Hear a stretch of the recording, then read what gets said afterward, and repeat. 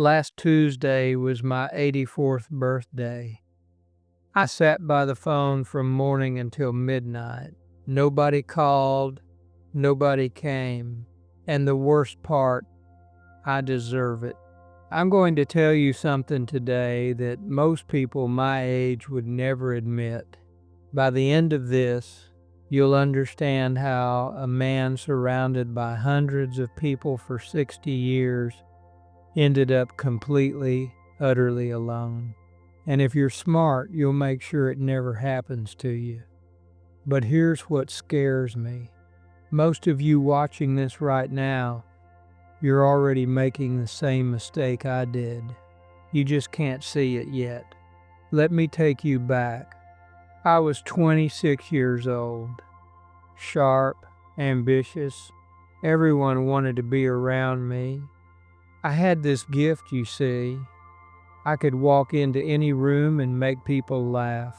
I could charm anyone. My phone never stopped ringing. Dinner invitations every weekend. Friends calling at all hours. And I loved it. I loved being needed, but here's what I didn't understand. There's a difference between being needed and being loved. A massive difference. I just couldn't see it because the attention felt the same.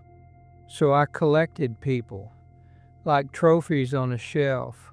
The more friends I had, the more important I felt. I was the guy who knew everyone. The guy you called when you needed a favor. The connector. The life of the party. But I never once asked myself a simple question. Do any of these people actually know me? You might think you have time to figure that out. That's exactly what I thought at your age. By 35, I had a wife, beautiful woman named Catherine, 2 kids, a house with a big backyard. From the outside, my life looked perfect. Therefore, everyone assumed I was happy, and I let them believe it. But Catherine, she saw through it. She'd say to me, "Robert, you spend more time making strangers laugh than making your own children feel seen." I heard her words, but I didn't listen. There's a difference between those two things, and it took me 50 years to learn it. I told myself she was being dramatic. I told myself I was providing. I was building connections. I was networking. I had important people to meet, important dinners to attend, important calls to return. But here's what I was really doing. I was running from the quiet moments, running from the kitchen table where my daughter wanted to show me her drawing, running from my son's baseball games, running from my wife's eyes that were slowly losing their light. You know what the most dangerous lie in the world is? I'll make it up to them later. I said that sentence 1,000 times. 1,000 times. And I believed it every single time. Let me ask you something. When was the last time you canceled on someone you love because something more important came up? Be honest with yourself right now. Because that's how it starts. Not with a big dramatic moment. It starts with small, quiet choices that feel harmless at the time. My daughter turned 16. She asked me to be at her school play. She was playing the lead. She'd rehearsed for 3 months. She looked me in the eyes and said, "Dad, this one matters, please." I promised her I would be there. I promised her. But that afternoon, a business associate invited me to a dinner with some influential people. Once in a lifetime opportunity, he called it. So I made a calculation. My daughter would understand. She's young. There would be other plays. But this dinner, this was my shot. I chose the dinner. When I came home that night, my daughter was sitting on the stairs. still in her costume, mascara running down her face. She looked up at me and said 5 words I still hear every single night. "You missed it. I was good." She never asked me to come to anything again, not once. And I told myself, she'll get over it. But she didn't get over it. She just stopped expecting anything from me. And that was worse. I thought that was the hardest lesson. I was wrong. You see, I kept going. I kept choosing the room full of strangers over the people sitting across from me at breakfast. I kept choosing the applause of acquaintances over the silence of my own family, because the applause was louder, easier. It didn't ask anything of me except to show up and perform. But the people who actually loved me, they asked for something terrifying. They asked me to be real, to be present, to sit in the quiet and just be there. And I couldn't do that, because deep down I was afraid that if they saw the real me, the me without the jokes and the charm and the big personality, they wouldn't like what they found. So I kept performing. For decades. Catherine left when I was 52. She didn't scream. She didn't throw things. She just set her ring on the kitchen counter, looked at me one final time, and said, "I've been lonely in this marriage for 20 years, Robert. I'd rather be lonely by myself." That sentence should have woken me up. Therefore, you'd think I would have changed. But I didn't. You know what I did? I called my friends. I went out that same night, surrounded myself with noise and laughter and drinks, and people who told me it wasn't my fault. None of them told me the truth, because none of them actually knew me well enough to tell me the truth.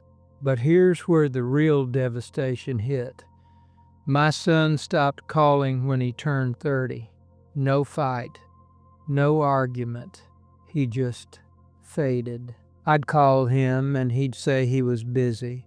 I'd text him and he'd reply 3 days later with one word. I told myself he was just living his life. But the truth is, he'd learned something from watching me all those years. He learned that people are disposable, that you show up when it's convenient and disappear when it's not. I taught him that with every missed game, every broken promise, every time I chose a stranger's approval over my own son's face. I taught my own children that love is conditional, that presence is optional. And they believed me. My daughter moved across the country.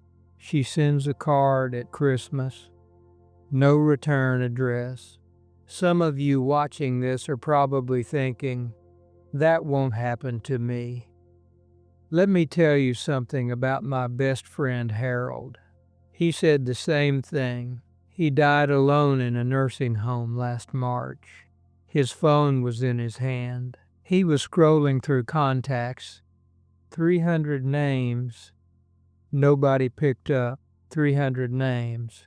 And not one person to hold his hand at the end. That's when it hit me. The phone book is full, but the house is empty. Sound familiar? Look at your phone right now. How many contacts do you have? 500? 1,000? Now ask yourself this. If you were in the hospital tonight, how many of them would come? Not text, not send me the address. How many would drop everything and come? If that number scares you, then you're exactly where I was, and you still have time to fix it. I didn't. Here's what I finally understood. Sitting alone on my 84th birthday with a cold cup of coffee and a store-bought cake I cut for myself, Relationships aren't about how many people know your name. They're about how many people know your pain. They're about who sits with you when there's nothing entertaining about you, when you're not funny, when you're not useful, when you're just a scared old man in a quiet room. I spent 60 years filling rooms, but I never once filled a heart. Every single priority I had was upside down. Every single one.